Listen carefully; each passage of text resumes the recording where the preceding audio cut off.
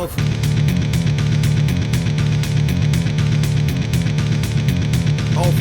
for sake. Arnhem, Samouth, how are we doing? Forgive the fact that this is on my head, otherwise I have a big massive hole in my head.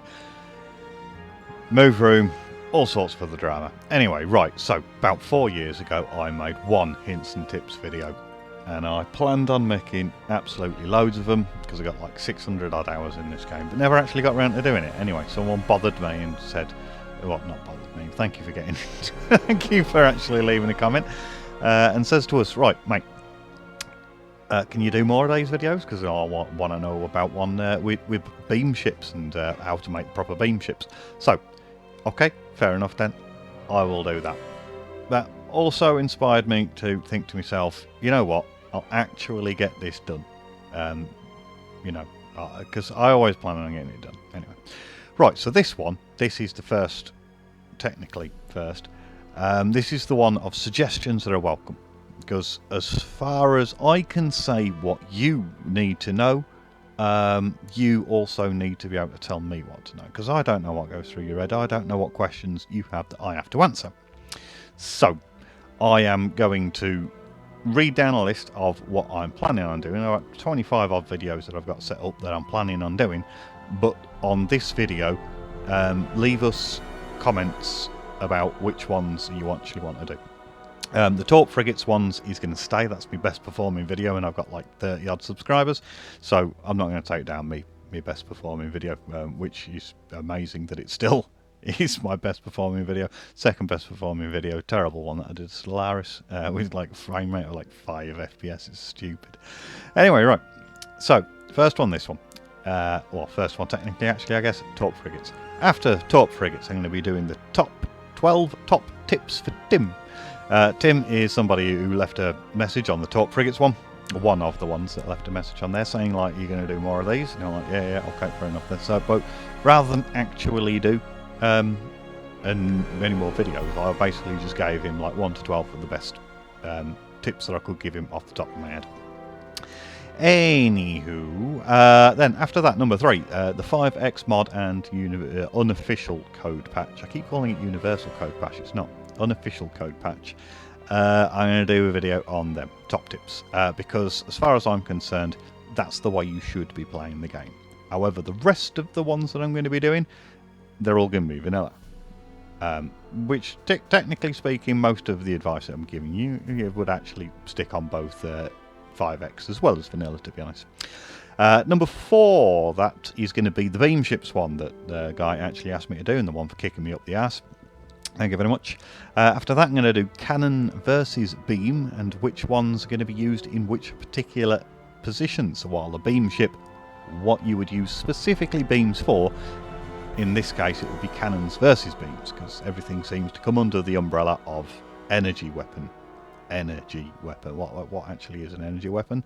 If it's a mass driver, it's not really an energy weapon, is it? It's kinetic. But still, anyway. Yeah, we're going to do a deep dive on cannon versus beam. Then we're going to do missile versus torp. Then we're going to do the best 3 races. Then we're going to do the worst 3 races. Then we're going to do the colonisation speed, which is a big one. If you colonise too fast, you will lose the game. If you colonise too slowly, you will lose the game. You need to be cognizant of how quickly you are colonising at all times, even in late game. Number 10, AI abuses. What the AI does that it's stupid, that you can just completely and utterly take advantage of. 11, point defense weapons. What the fuck is going on with point defense weapons? The last time I actually did a deep look into how point defense weapons worked, it was still early access, but it at the time appeared to be that all point defense weapons fired at the same time to take out one missile, and then they all had to reload. So you could hit them with one, so you could fire one missile, then you could fire another missile like 10 seconds later, and your second missile would hit, because all point defense weapons seem to fire at the same time. I don't know whether or not that's been addressed in UCP or 5X, or whether or not that's even in the vanilla game or not, but do want to look into that one. 12, how to get the economic victory, and good ways of getting around that. 13, how to get science. 14, diplomatic. 15, Antaran. 16, domination. all are like the good game tactics, hints and tips to go after those specific goals. 17 leaders. There are shitloads of leaders. I didn't realise quite how many leaders there were, and I'm probably going to go into the 5x leaders as kind of split it in half. First one, I'll just go through all the leaders and probably tier them as to whether or not they're any good or whether or not you can just completely ignore them. Because obviously there's a cap to the number of, well, I'll say obviously, there seems to be at least a cap to the number of leaders that you can have. I don't know whether or not there is, because there basically is no wiki. As far as I can tell, there is not very much. Like, I mean, there is a site for the wiki, like in fandom, but as far as I can tell, it's just taking straight from the manual what it says. There doesn't seem to be any actual meta about it, which, I mean, probably would develop into a meta if the game actually was popular enough, but it doesn't seem to have done. I mean, it's done well enough, but doesn't seem to have done astonishingly well. Nowhere near as Master of Orion 2. Anyway, right. 18. Planetary specialisation. The good and the bad of specialising your planets to do specific things, and what you will actually have to sacrifice in order to accomplish that.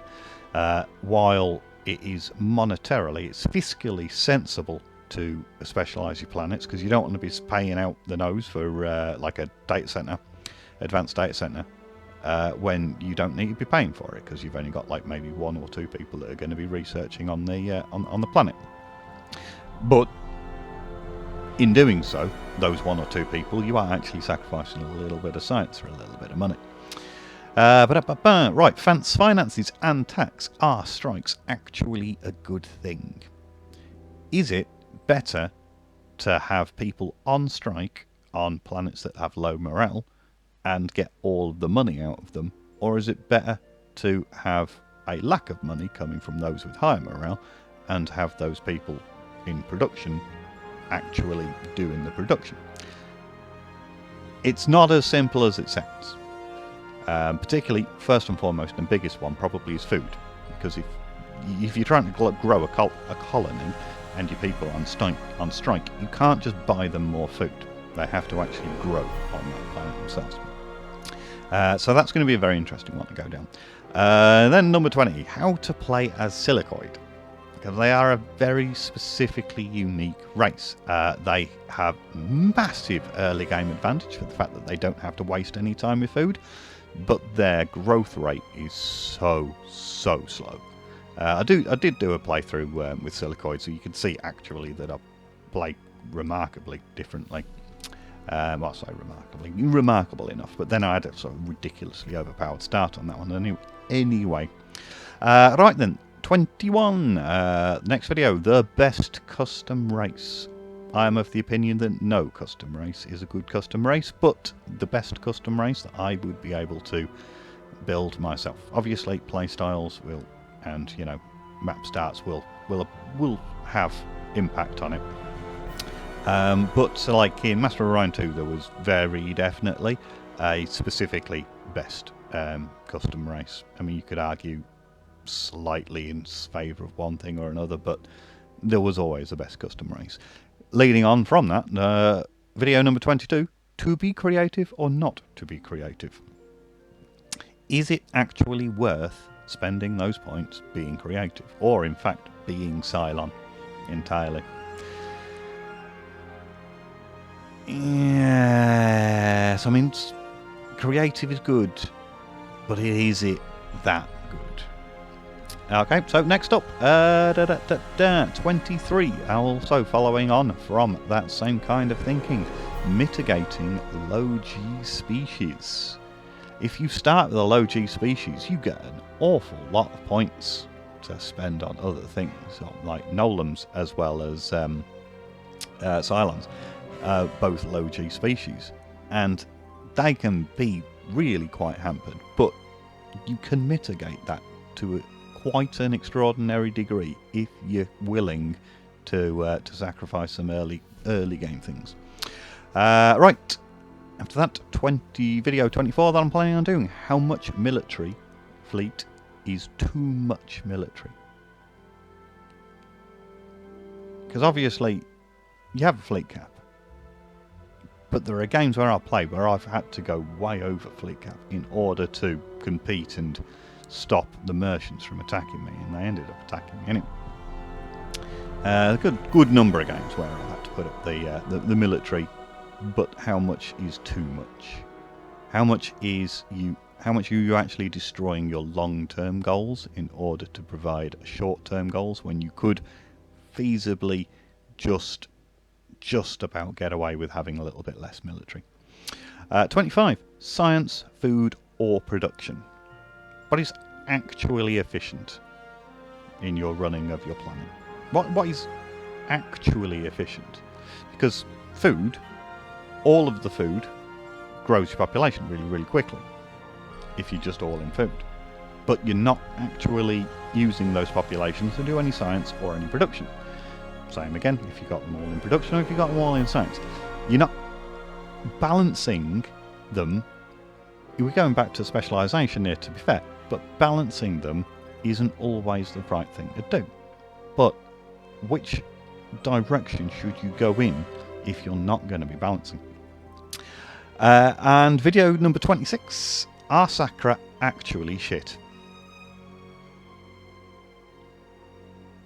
Are Sacra actually shit? By and large, they fail so hard all the goddamn time. They are really, really, really, really, really bad, but they're not bad at all. You just have to play Sacra specifically in a way that will succeed. I think it's the Bullrathy one, actually, where the Sacra shat on me. So it's really easy to end up in a game where you fucked up big as Sacra, or Sacra end up getting fucked up big. But in a situation where they can expand, then they are good. They are actually quite good.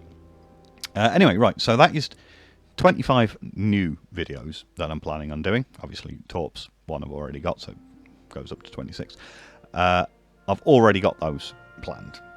What I want from this video is for everybody, all 30 of my subscribers, to put down in the comments what they actually want me to look into, what they want me to specifically delve into. Because I mean, I've got like probably another 20 odd that I could do. But I don't want to be scraping the barrel for the sake of scraping the barrel. I want to be actually engaging the community and actually answering questions. Like, I'm not saying that this series would end up being like the be-all and end-all wiki, but as there is seemingly no internet community meta, someone that really, really wanted to get into playing this game particularly well could actually learn an awful lot from this. And I could learn an awful lot from other people as well. Like, I mean, I don't actually know whether or not the multiplayer Russians are cheating, but every single time I play like a random multiplayer game on online, I've not done it in a long time now, to be fair, but every time I've done it, if I've played with Russians, their tech and their advantages seem to be completely completely and utterly beyond what I can keep up with, and I don't understand what they're doing differently that I need to be doing. Maybe they're just massively cheating. Maybe they're massively cheating. I don't know. Anyway. So, right, thank you very much for watching, ladies and gentlemen. I can finish my coffee now. Excuse the fact that I'm wearing this hat. I've moved house. I've moved recording room, which means that the lights above me head are really yellow right now. I need to get some much more suitable lights in. The green screen is green, but as far as this camera's concerned, it's brown. So if I take this hat off, I've got a big hole in my head because I'm a bold bastard. Right, anyway, thank you very much for watching. Take care of yourselves. See you in a bit.